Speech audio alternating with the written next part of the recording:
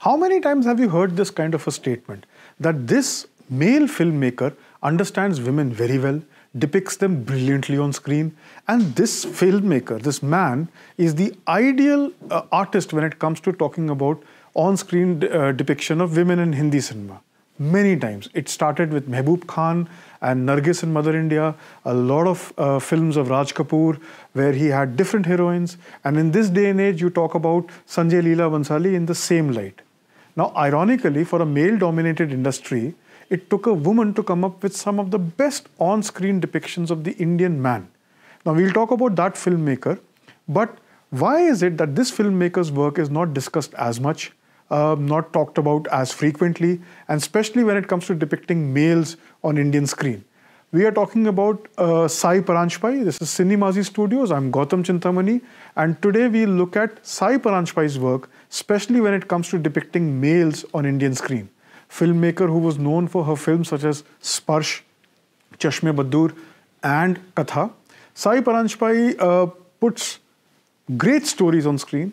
Her cinema goes beyond the standard definition of male-oriented film or women-oriented scripts, and yet they hold such a fantastic mirror to society that when it comes to understanding the 80s Indian man, there can be very few other films that come close to the kind of stuff that Sai Paranjpai managed.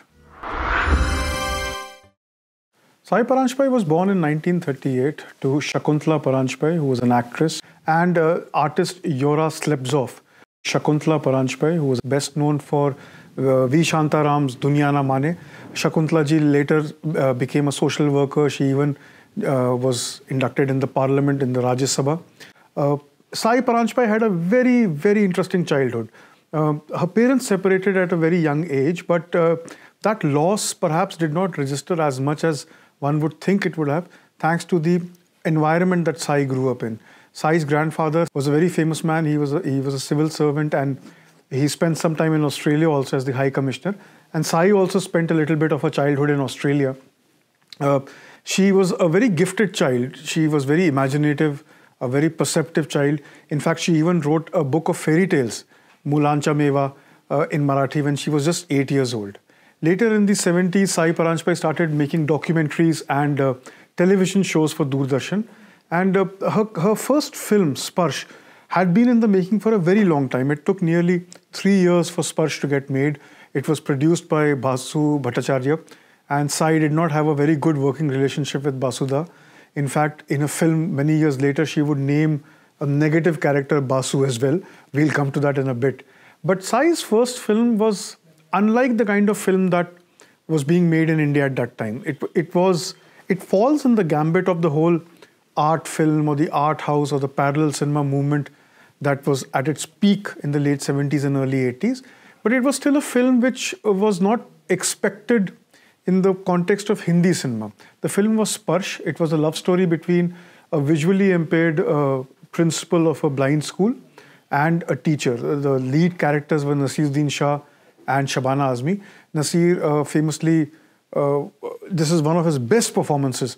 जब से हमारी सगाई तय हुई, मुझे ये एहसास होने लगा कि ये शादी नहीं, यज्ञ होने जा रहा है, जिसमें कविता आत्म बलिदान देने जा रही है, महान बनने जा रही है.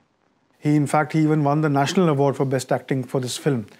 That film established Sai Paranjpai as a very sensitive and a very aware filmmaker, something which came with the territory of art films in India.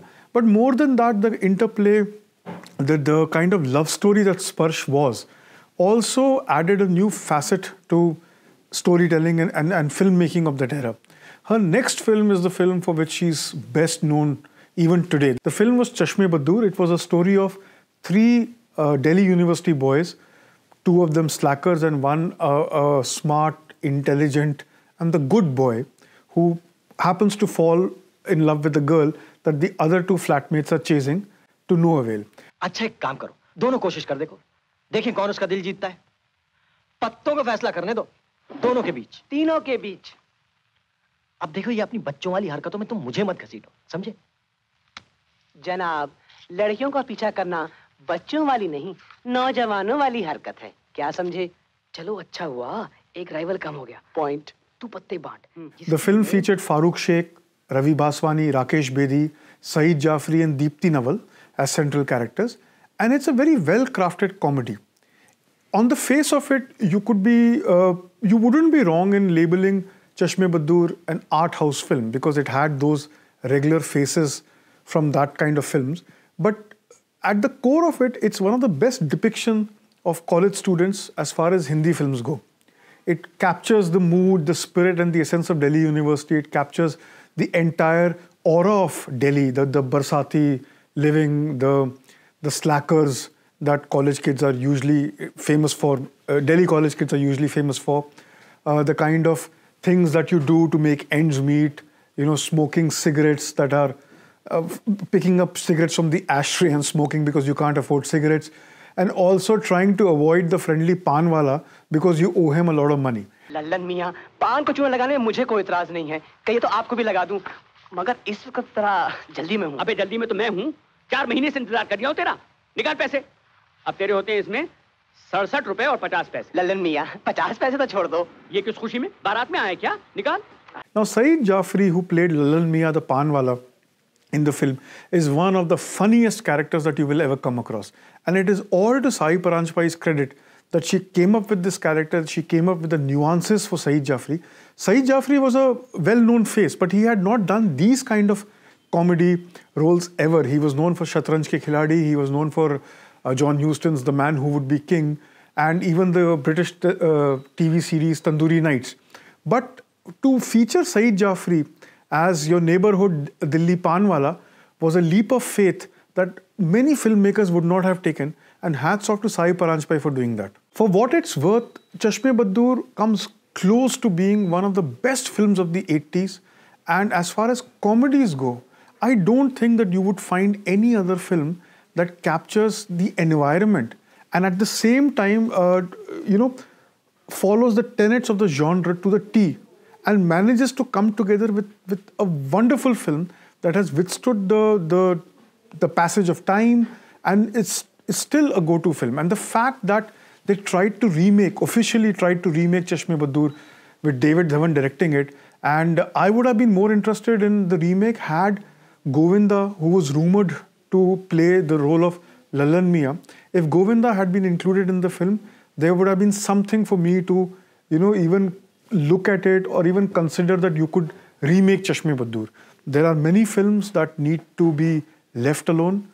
Classics such as Guide, Mr. India can never be remade, and Chashme Baddoor falls in that category. So when you think of great films which come right in the center of a filmmaker's filmography or body of work, you often wonder how is it that a filmmaker can better their greatest work. So if you think of a film like Sholay, how do you think Ramesh Sippy would think of bettering it, or a film like Jaane Bhi Do Yaro? Well, for one, a filmmaker does not think like that, or at least they don't try to think like that. It's something that we try and attach in hindsight. This is a quality that we are looking at retrospectively. But even then, a successful film needs a follow-up which is as big a success or as widely accepted, and that is a dictum that mostly the industry works on. Now, how do you better a film like Chashme Baddoor? Well, if you're Sai Paranjpai, you come up with a film which is as good, if not greater, but comes so close to being on the same wavelength as Chashme Baddoor that it becomes an integral part of your filmography as well. The film that Sai came up with was Katha. It was loosely based on the classic fable of the tortoise and the hare. It is set in a chawl in Bombay, and it has 3 central characters. Rajaram, played by Nasiruddin Shah, Sandhya, played by Deepti Nawal, and Vasudev, the charmer, played by Farooq Sheikh. Now, it's a beautiful love story at the core of it. पुरुषोत्तम जोशी घर में हैं? हैं।